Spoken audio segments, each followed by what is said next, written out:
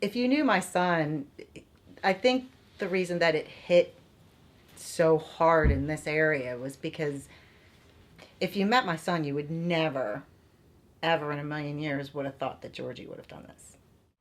Hit by a train near the Levittown station has been identified as an EMT from Bucks County Rescue Squad. George Redner III was killed this morning on the tracks. Redner was about to start classes at the Philadelphia Fire Academy.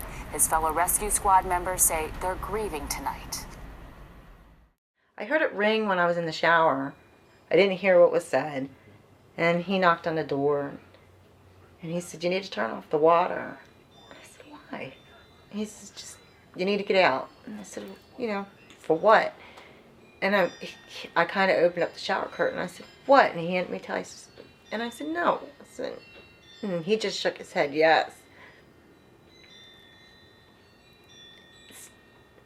It's been 19 months and I still think he's going to come through the door. It just wasn't him.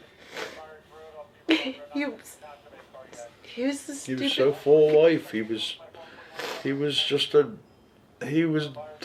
the life of the party. You would never think he would carry anything out like that. And come to find out, he suffered in silence, and I carry a burden because as an officer in the fire service for over 15 years, it was always my responsibility to make sure my men, when they came back from a call, to let them know if you have trouble, you want to talk about it. And this is way before I knew about PTSD, because I carried that burden my whole life as a firefighter, about losing my two brothers, my two friends, and I carry a burden now that I couldn't save my own son. He would never have talked.